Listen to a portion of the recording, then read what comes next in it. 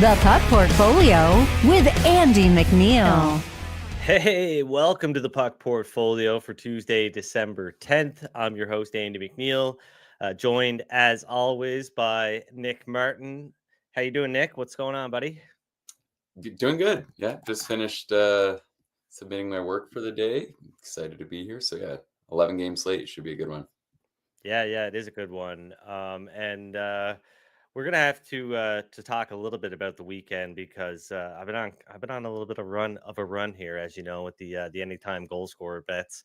Dylan Holloway plus 475. Some people might have got 5-1 over the weekend, getting that revenge goal against the Oilers in his return to Edmonton, and then Patrick Laine scoring another goal for the Montreal Canadiens on Monday Night Hockey against the Anaheim Ducks. I'm going to try to keep that going today, but I want to start with some early games, and all my action is in the later games right now. At least for the time being, I might find something as we're going here. But do you have any early games to start with, Nick? So because I want to move through the slate somewhat in order. Okay. Yeah, I like a prop in the Hurricanes Sharks game. I know. That's why I wore the hat. Yeah, I believe the Hurricanes are the largest favorite of the NHL season, right? Yeah, I'm pretty sure that's correct. I didn't double check, but yeah.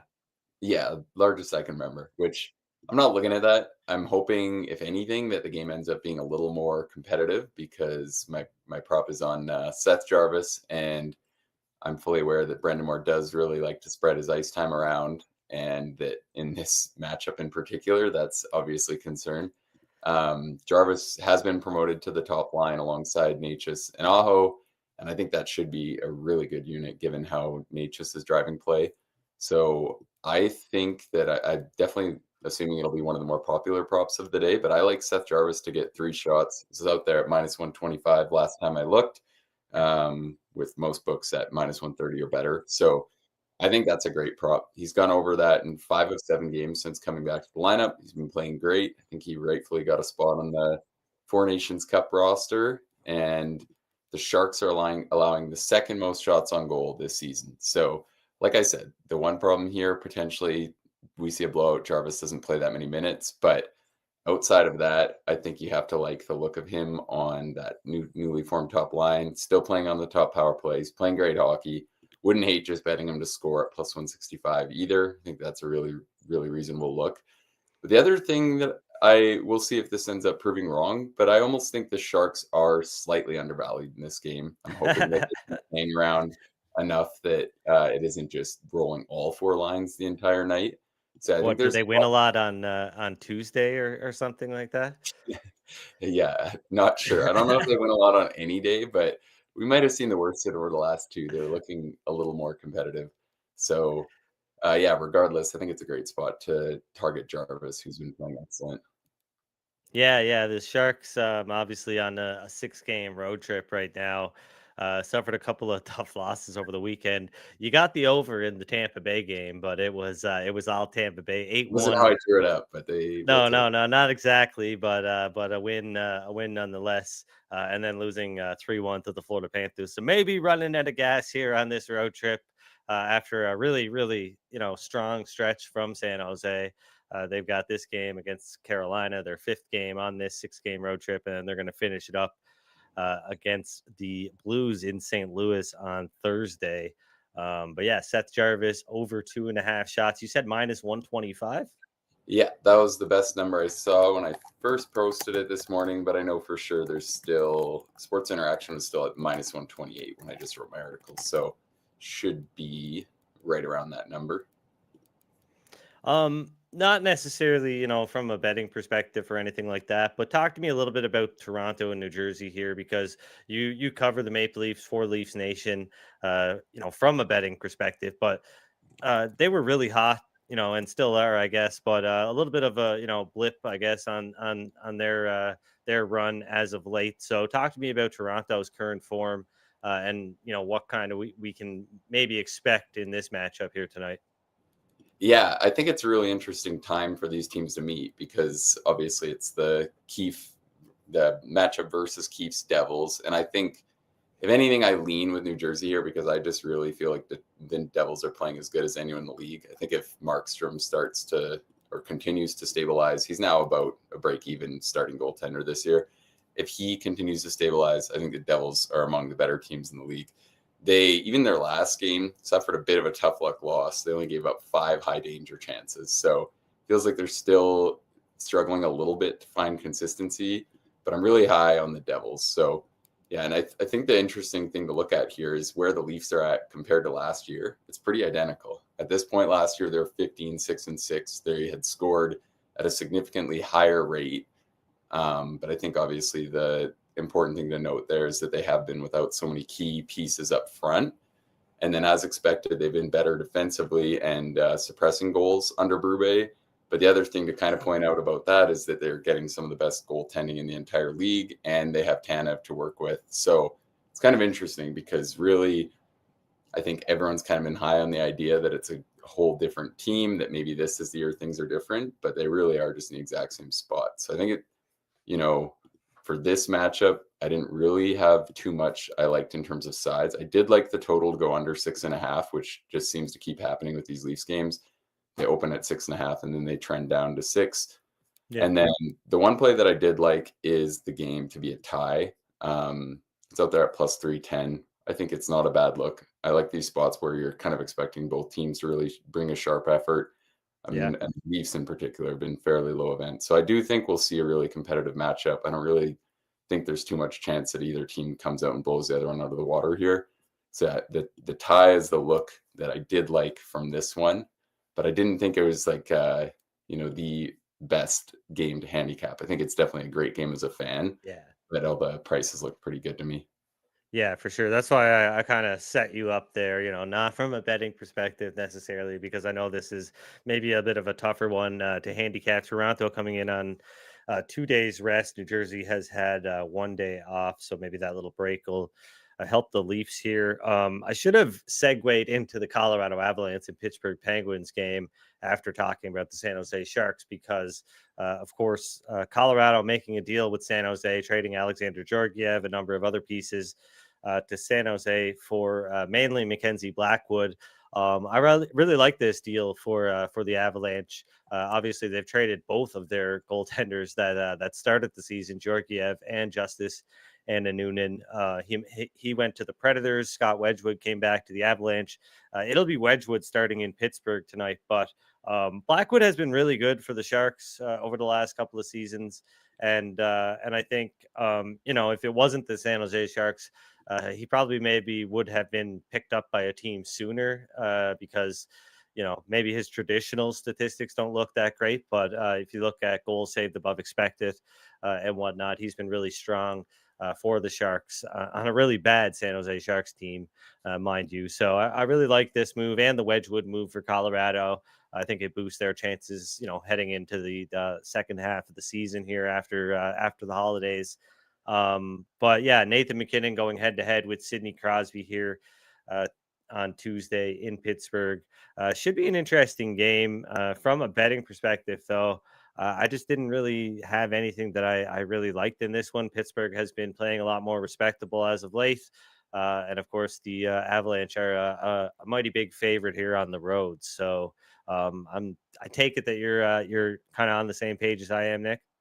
Yeah, I'm with you. I think Pittsburgh's kind of just improved enough that I'm not really interested in fading them in this spot. I do think that obviously it's a great trade for the Avs. And I think it's worth noting that it is I like the trade a lot for the Sharks too. I think it makes a lot of sense with where they're at to not hold on to Blackwood and get some assets to, get them out of there. Some people are saying it's just to help them tank, but I think it makes sense. So Pittsburgh continues to look better. I thought they played a really good game versus the Leafs on Saturday. The Leafs weren't a traveling back-to-back, but still it's kind of been like a 5 or 6 game span where we've seen Pittsburgh clean it up considerably from a defensive perspective. So I think maybe just not quite getting the price to fade them again.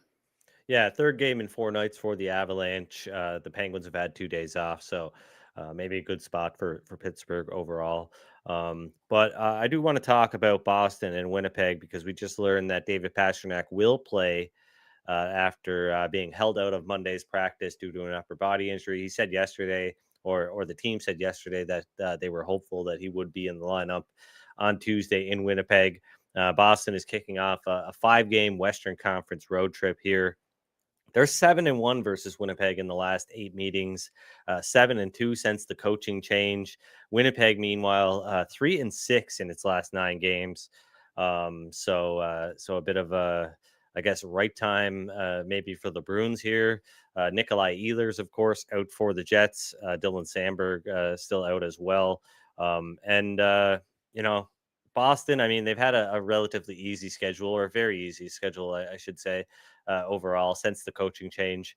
But they've looked good, and they've been doing a lot right, specifically on defense. Jeremy Swayman hasn't quite figured things out yet. He still doesn't look like an elite goaltender right now.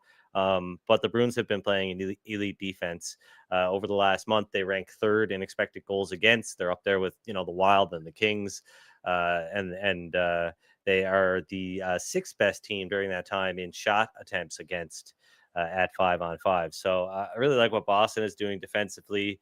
This kind of figures to be a low scoring game, total of 5.5, but I do like an anytime goal scorer here, and it's Morgan Geekie, Manitoba native, Morgan Geekie. Not that has anything to do with it. I just thought I'd throw that in there because he's got obviously a big opportunity on the top line here, playing with Pavel Zacha and David Pastrnak. He's got 3 goals and 2 assists in his last 6 games. He's 3rd on the Bruins in shots on goal, tied with Charlie McAvoy in that category over the last 10 games. He's never scored against the Jets, in his entire career. I'm sure he'd like to, and he is getting the best opportunity of his career right here in Winnipeg, playing with 2 very talented players. Obviously, Zacha has been pretty hot. Pasternak's been really cold. I'm not really worried about David Pastrnak. I don't know about you, Nick, but he's still, the team leader in shots. He's still productive. His shooting percentage is about half of what it is for his entire career. So I think that's something to consider there. It's at like 7.8% right now. He's typically a 13-14% guy, maybe 12% some years. But, I think things are going to turn here for Pastrnak as well. But at 5-1, the current odds at Sports Interaction, I think Geekie's worth a half unit play here. I think he's going to get looks tonight. He's a pretty regular shooter, and he's got an above average shot. I know he's going to be facing a really good goaltender in Connor Hellebuck tonight, but he does have an above average shot. He's an 11% shooter for his career, and he's probably going to get some looks tonight. So that's my kind of wild play, I guess, in the Boston Winnipeg game, considering he is one of the longest shots on the board in terms of the top 6 guys. But he is a top 6 guy, and he's going to get some looks tonight. So I'm going to go with it. Yeah, I like it. And the Jets, like this, maybe this is this, kind of feels like a bit of a spot for them to clean it up defensively. But over the last 10 games, they have the 5th worst expected goals against per 60 and only about a 45% expected goal share overall. So they're really have tailed off badly.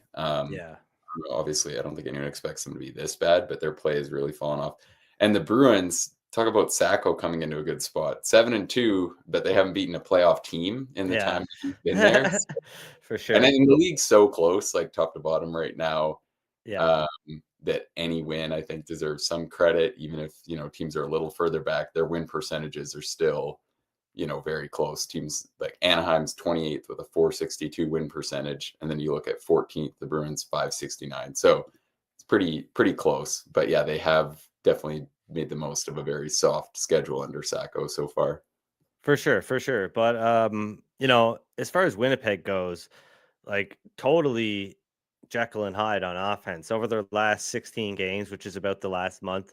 It's pretty much every other game that they score 1 or fewer goals or score 3+ goals. So it's like you either get this big offensive explosion where they score 4, 5, 6 goals even, or they get shut out or score 1 goal. And it's been like that kind of, off and on, every other game for the last month, for the most part. So you really don't know what you're going to get out of Winnipeg. And I do lean Boston here, especially now that Pastrnak is in, but I'm assuming the odds have moved. I don't have that game up at the moment, but the Bruins are already plus 120, which was, kind of borderline. So I think this is a good test for both teams to see where they're at. More so the Bruins, I guess. But yeah, Winnipeg. I know they played a lot of their games, 11 of the last 14 on the road. But back-to-back home games, two of their worst home games of the season, losing 4-1 to the St. Louis Blues and then 4-1 to the Columbus Blue Jackets, who had only had, I think, 3 road wins at 14 games prior to that. So two pretty lousy performances from Winnipeg and just inconsistent offense. So going with the anytime goal scorer, Morgan Geekie, just a half unit. That's at plus 500. But I do quickly want to move on to another Central Division team, the Nashville Predators. And I could go through all the stats and whatnot, but I don't have I don't have a lot of notes here because it's you can sum it up pretty easily. This is strictly a numbers play. I think the Flames are a good money line pick at plus 145 or better. Shop around, you can get plus 150, plus 155 out there, or at least you could before we started the show. They have been the 2 worst offensive teams in hockey over the last month, 2 of the worst offensive teams in hockey on the season. And that's kind of just it, right? I mean, they're not that far apart, and plus 145 suggests they are, right? So you go through different categories, offensive, defensive categories. The Flames could edge out the Preds a lot in these different categories. So I'm just gonna bet here that Calgary can make this a competitive game because I think plus 145 is a pretty good price. I think it should be down in the plus 120 somewhere. But the betting market just seems kind of unwavering in their support of this Nashville team right now. And I feel like I'm betting against the 2022-23 Flames, Nick. Except the Predators are just, nowhere near as good as that team was. So I don't know. Yeah, I Hey, agree. It does feel like this price is really just people saying the Preds can't lose another one. The yeah, Flames too, it's kind of insane how night and day they've been on the road versus on home ice. But like they played pretty well in Dallas. I thought that was actually as it got to 6-2, but that was not the story of the game at all. And I do think you look at the strengths of their roster, they're still deeper than Nashville. They have a better blue line. I think Saros obviously could steal this one, but yeah, I'm right with you. Nashville, yeah, of someone should have course. faded them every single game. I wish I'd faded them more than I have. I bet them to go under their team total entering the year, but I don't think I've stuck with that belief enough for how awful they've been. And it feels like more than ever, the outside noise is getting really bad about if you saw Marchessault's comments saying that Yeah, like the vibes are just horrible. Like it's a they're mess. in, vibes per 60, the Nashville Predators are 32nd in the NHL right now. And I don't think it's going to change. Yeah, and the thing is, I think at the end of the day, like you said, the betting market continues to overvalue them. And I think a big part of it is just like we've kind of seen with the Rangers too. On paper, the roster is supposed to be better. It has name Yeah. power that suggests it's supposed to be better. But also, a lot of those big names just aren't that good anymore. Like Yeah. Marchessault's in that mix. Stamkos Yeah. is really in that mix. Brady Shea's been awful. So I think it kind of continues to be a thing where they're holding value based off the perceived strength of the roster when maybe it was just the roster was never going to be that good in the first place. Yeah, and it's not a small sample here either, right? So they've played what? How many games have they played so far? 28, 29 games. Like this is, yeah, 28 games. And And they yeah, did play, go ahead, Nick. Sorry. I was just going to say they did play pretty recently, and the Flames won 2-0 in somewhat commanding fashion on home ice. So I think that definitely works your point that this one's probably just a little overpriced right now. Yeah, for sure. And Calgary has lost 6 of their last 7. Um, but like you said, the vibes are really bad with the Predators. These two teams are, practically equal in a lot of ways. So I'm definitely happy to take plus 145 or better on Calgary. I just want to say too, when the Flames got that big win over the Columbus Blue Jackets, 3-0 at home, and honored Guy Gaudreau with the first star of the game, or Johnny and Guy Gaudreau accepted in his honor. he came to the locker room after the game and just totally roasted them in the most subtle way. He was like, what did he say? He said, he's like, "Oh yeah, great effort. You guys put 3 in the net. That's unusual." And it was just the whole locker room exploded in laughter. So that was pretty awesome. Yeah, the Flames have been struggling on offense, just like the Preds. But that, like I said, that's just it. That makes this a pretty worthwhile bet, in my opinion. Yeah, I like it. Where do you want to head next? Next, Nick. Let's go to. Yeah, I guess I'll just note I did like Utah, but I don't know if we just saw Fleury announced or something, but they're now the favorites, so something's Yeah, happened there. that's been a big shift, hasn't it? Yeah, and I do think there's an interesting talking point. We gave this out, I think it was last week's Tuesday show, right? That I said Utah was going to be a great bet in Buffalo on Saturday. I did bet them because I thought I continue to think Utah's been playing really good. I actually had a good weekend on them, betting them in both those road games. I also parlayed them with the over in both those games. So that was a good one for me because I continue to think they just look excellent offensively. I think they're Yeah. playing kind of flying way under the radar. And then obviously a big part of it is just the injuries up front injuries all over from the Wild. Brodeen's been one of the best shutdown defenders in the league this year. They're without Eriksson Ek, who's been really good. Zuccarello's been out for a while, but he's obviously still a relevant name as well. So I did like them there. I don't know if this is just the market liking Utah that much, or if maybe Fleury has started, which I'd be a fan of at this point. But that was one of the other props I had left on the board. And then the other bet that I still like is Montour to go over 2.5 shots on goal versus the Panthers. And obviously, Montour's totals have come down significantly since Vince Dunn came in the lineup, which I think was expected. But now I think this is a bit of an overreaction to he's been trending really low in terms of shots on goal, but also in shot attempts. He leads the team. He was flying past 2.5 for a while there. I like the spot versus Florida, and Florida hasn't been like a complete can't bet opponent in shot prop markets recently. They've been kind of trending a little closer to league average. So I think that plus 110 is just a great number given what we've seen out of Montour this year. I don't think he's going to be this much further or this much lower in terms of shot volume with Dunn back in the mix. I think he still shoots a lot at 5-on-5. He's still in the second power play unit. So I feel like it's a good spot to kind of, you get the narrative that he should obviously be up for it versus his former team. But I do think that just in general, he's not going to trend this much lower in terms of shots on goal moving forward. So yeah, I like the Montour look here. Yeah, so I think nothing on Flurry right now. I think this is maybe just that last little bit of a reaction to the price now that Karel Vejmelka is confirmed to start for Utah, and of course he's been really good this season. He currently ranks 5th in goals saved above expected, almost 12 on the season.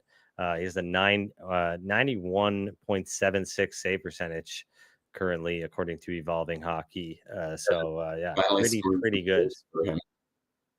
Yeah, for whatever reason, he had the worst goal support in the league at one point there. He'd had some tough luck and felt like they were getting all their big offensive nights when he wasn't in goal, but that seems to have stabilized recently. And I think, I think Utah's starting to look really good again.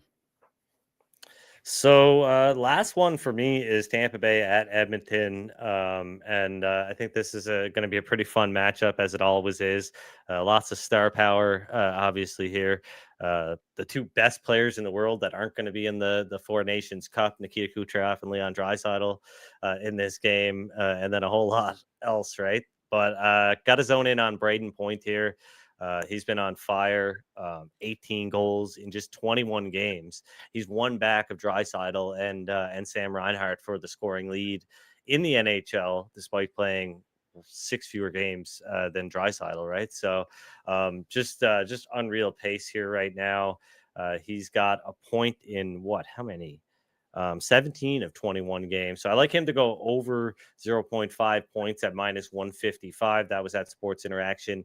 Minus 150, I think, at Bet365 a little earlier is what I saw. So maybe shop around there. But I do like his anytime goal odds as well. He had 2 against the Canucks in the 4-2 win on Sunday. but he's plus 175. 4 other players have better anytime goal odds than he does. And I know his, shooting percentage is unsustainable. It's 37.8% right now, I believe. Yeah, 36.7%, which is high to say the least. But he's finished with 20+% in terms of his finishing over the last 2 seasons. He scored 46 goals last year, 50 the year before that, or do I have it backwards? But regardless, this guy is among the best goal scorers in the NHL, and maybe he's just hitting his peak right now. So I like these both of these plays here, plus 175 anytime goal and over 0.5 points at minus 155. The Lightning have just been unreal as of late in terms of their offense. They're going to be really tough to beat if you can't score 3+ goals in a game. And Edmonton has cleaned things up a lot lately. They've been scoring a lot more lately, but they're still, I think, more susceptible to experiencing poor shooting luck than they have been in years past. And so that makes me kind of lead towards Tampa Bay here, but just not quite good enough price on the money line for me to bite there. But I do like Point to score a goal and register a point. So hopefully both of those plays hit in one shot.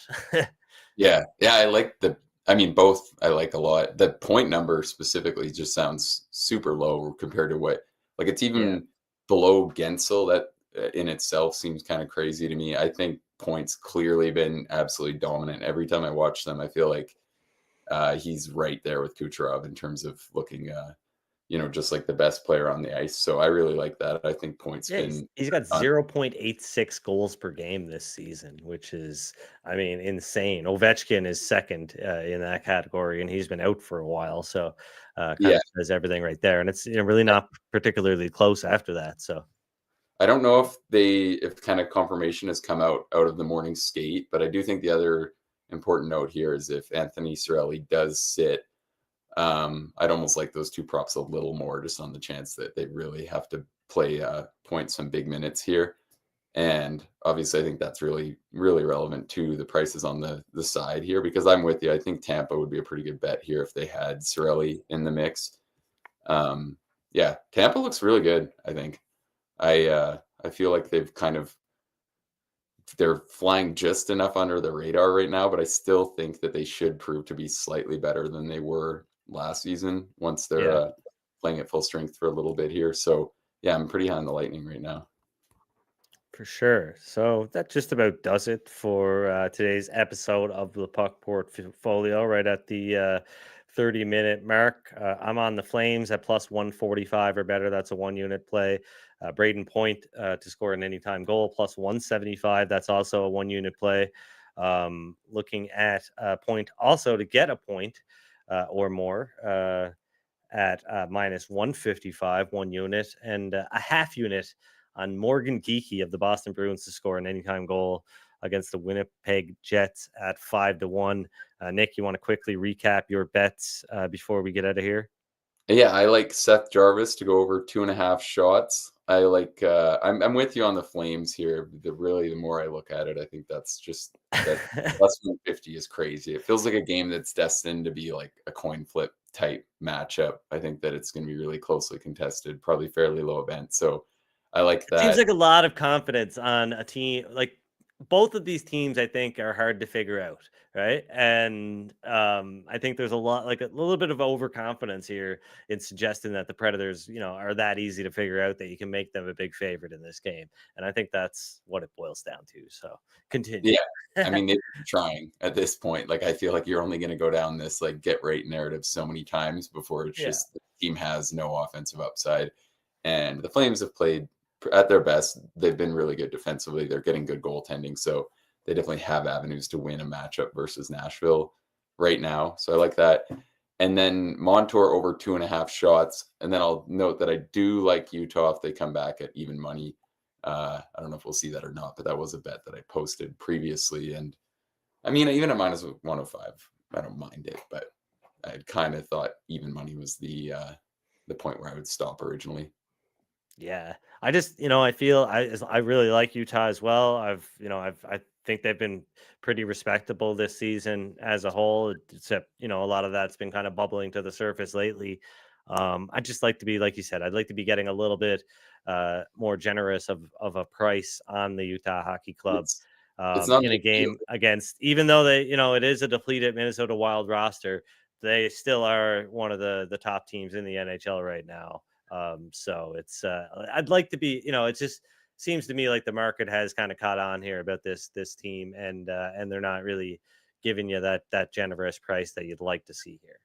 Yeah, and it is not a dream spot for the Wild either, flying back from the East Coast. So there is that thought in mind. The one thing that I think about Utah too, before we get out of here, is I'd love to see them just bring in one more competent defenseman, because I do think the last couple times I've watched them, there's been so many sequences where Ian Cole just breaks up a really good, like just sustained offensive zone time, or he just can't make a simple play, and they're still managing this kind of results. And I think kind of the same thing with Robert Bertuzzo on the third pairing. So obviously their plan entering the year wasn't to play those guys big minutes, which was part of the reason I think everyone thought this team, like, I think if you thought they could make the playoffs, it definitely looks like a good take, because in spite of those guys playing minutes that they were never supposed to prior to these injuries, they've still been this good and they're still right there. So I don't really feel bad that I did bet them to make the playoffs this year, because I think honestly, if those guys were there, they would, and they might still do it, but I think they probably would have really,